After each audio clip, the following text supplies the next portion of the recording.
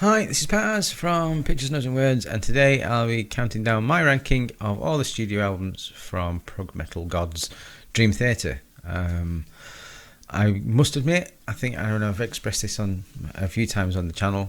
Dream Theater, loved them, don't listen to them anymore. That current output has really put me off, but I've had to revisit them for the last couple of months actually, and before I thought let's do a video on Dream Theater. So that's changed my rankings a little bit, and I've changed my opinion on a couple of them as well. Dream Theater got me through the 90s, man. Fantastic. I remember seeing Pull Me Under on. I heard it on Tommy Vance's Friday Rock show. I thought that's amazing, but didn't find out who it was. He never said. And then Friday night, Saturday morning, we used to have a rock show called Raw Power or Power Hour. It had a few names, Noisy Mothers or whatever. And they were on that as well. I was like, that's that same song. Yeah, it's Dream Theater, a little interview with them as well. And that was it. I thought Pull Me Under was amazing, and still one of my favourite songs that they've done today. And I'm still not sick of listening to it. The production on it as well, and Jamie Bree's voice just soared, and the songwriting chops of Dream Theater were amazing. So, it felt like an amazing discovery of this band, and the reason why I think they were on Noisy Mothers at the time is because they're playing a gig that weekend. So I thought, this amazing band, got the album straight away, which is Images and Words. I absolutely loved it, right up my street it was, and only to find that just missed them by a week. They just played the just on tour of the UK and I missed them, so disappointed. It's one of the things I've still not got over, but I've learned to live with it. Anyway, moving straight on. How many albums have we got today? 14. I'm going to strap myself in. Don't worry, I don't think the first few have got nothing much to say good about them. So we'll start at the bottom of the list. And it really is terrible. And that is, what's the date? 2016. The Astonishing. I've still not got to the end of this in one sitting. It's boring. It's just really, really boring. And I'm sure, I think there are lots of people who like it. I mean, you go onto forums or comments and these people really like it, and have a go with people who don't like it, saying, "Oh, you just want the same old stuff." Well, no, it's not that. It's just you get the ideas, and you reach in track 11, and you're not really heard a hook really to bring you in. It's just, and the thing is, I really wanted to like it because I know how much effort has gone into putting it all together. I mean, it's 34 tracks. It's great artwork, and you've got people who, it's been so well thought out, the story wise and stuff like that. It's just the execution of it was really poor, and I think it received a bit of a mixed reaction from everyone. Great idea, great concept, execution leaves a lot to be desired, and hooks, where have the hooks gone? Which is a sort of a problem that Dream Theater seems to have run into, arguably. Yeah, well, no, I was watching Sea of Tranquility, and they did a ranking video of Dream Theater, and it came back on their list as well. Yeah, no, I couldn't get into it. I still can't get very far. I just said I'm switching off. This is not. It's not what. Dream Theater have done lots of things over the years, different styles and stuff like that. But it felt more like a bit of Disney, a bit of Broadway show, and it's not what I wanted to listen to, regardless of any band, I think. Okay, here we go. 13th.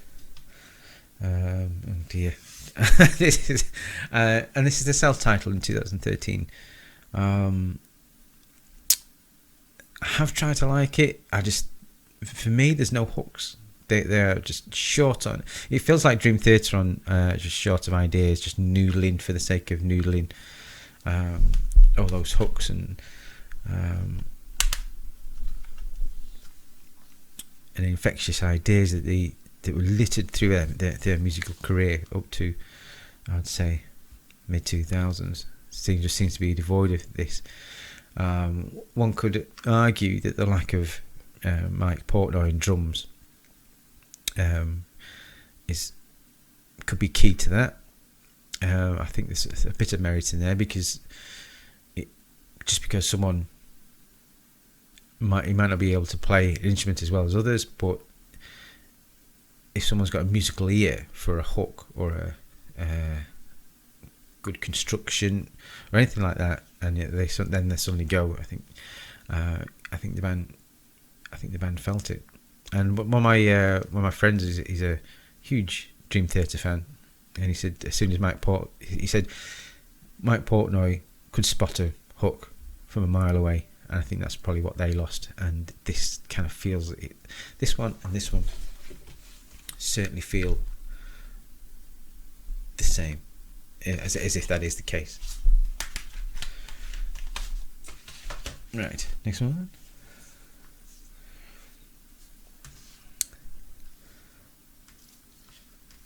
It's Black Clouds and Silver Linings from 2009. To be honest, I quite like this. Nightmare to Remember is really good. Rite of Passage, it's pretty decent. Countess Tuscany is really good. Enjoyable stuff. Didn't hook me in like some of the others have. This is Mike Portnoy's last one. And say, revisiting the catalogue, this is probably the one I start drifting off more, which is why I say a few have changed places. This was a lot higher, but say revisiting it, I think it has dropped down a couple. I say got some good moments on this one though.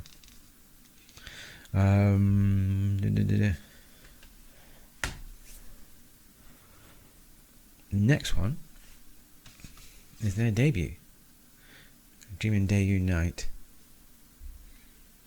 So listen to this the other day, thoroughly enjoyed it. It's not got James Labrie on it, but all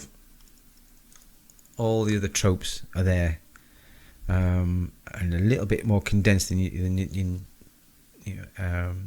going to get. Your average 8-minute song was only 6 minutes on here. Production wise, could do with a bit more oomph especially in the guitars. But it's if you've not heard this, it's worth giving it a spin. I think it's on Spotify. Certainly, Unfortunately Lies is really good to start off. Killing Hand's really, really good. Like Fusing Getaway is good. It's all there. Something that would come to fruition on the next one, but this is a good one to set out the stall, and they get so much right on this one that they then perfected on the next one.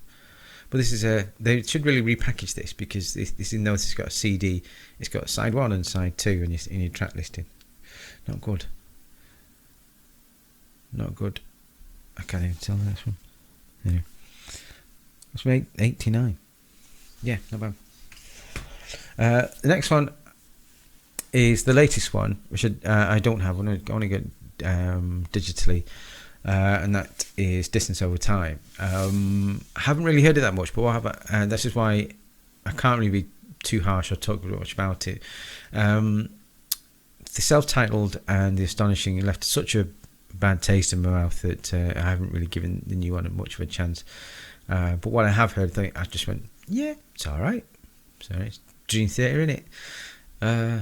Yeah, move on. Maybe I've moved on. I don't know. I should give it more of a spin. So I think I'll quickly move on. But I didn't want to put it bottom. It could be unfair of me to put it any lower, because I thought, well, that's quite good. That's, I did enjoy it. I must admit. But I'll move swiftly on to. I don't even know what number we're up to. Number 9. And this has gone up a couple, I must admit. And that's Dramatic Turn Events from 2011. It's the first one without Mike Portnoy. Mike Mangini came into the band.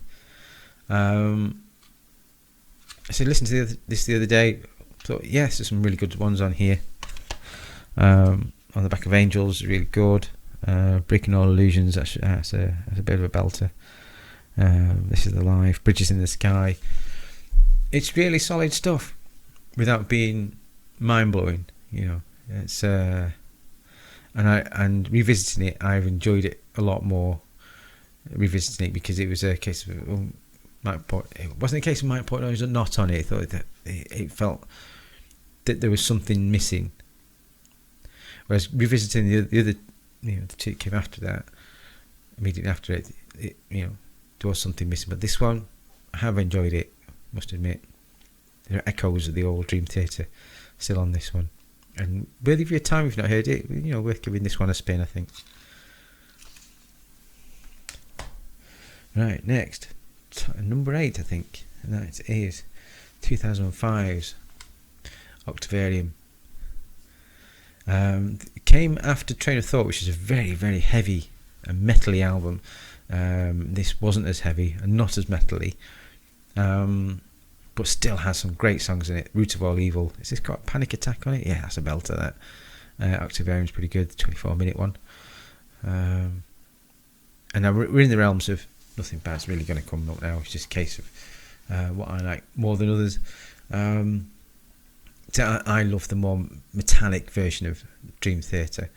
So when it wasn't as heavy as Train of Thought, I initially didn't rate it as high, but going back to it, there's some great stuff on here. Some great songs like Panic Attacks, and These Walls. The Answer Lies Within. Really, really strong stuff, and a good, solid Dream Theater one in a catalogue. And if you got this as a starting off point, you can't go far wrong with this one. Can't go far wrong with something that's mid in their discography. That's how strong Dream Theater's discography is. Quality. Now, number 7. This might be a fairly controversial, but going back on, and I liked it at the time. Still liked it. Revisited it. Still liked it. And that is Falling Into Infinity. And I did see them on this tour, must admit. Academy 2, Manchester. Really, really good. I mean, it gets a bit of a bad rap because I think they're produced by Kevin Shirley, who, as I've mentioned in the Iron Maiden video, I'm not a big fan of. So it's slightly different sounding to the others. Some of the songs are shorter. It felt like Dream Theater were on a leash half the time. But that still doesn't get away from the fact that some of the great songs on here. New Millennium's fantastic. I'll always love Peruvian Skies. Burning My Soul is really good. Hell's Kitchen. Lines in the Sands is an absolute belter. Put that on. You realise how good that is. I think that's got a guy from King's X on it. And Just Let Me Breathe and Trial of Tears to finish it off. It's Dream Theater is all still in there. And it's just full of hooks. You know, you stick that on, compare that to some of the later stuff. This is still full of hooks and catchiness and great riffs. Yeah, I'll always defend that album if anyone has a go at it. Right, top 6. Let me have a quick drink.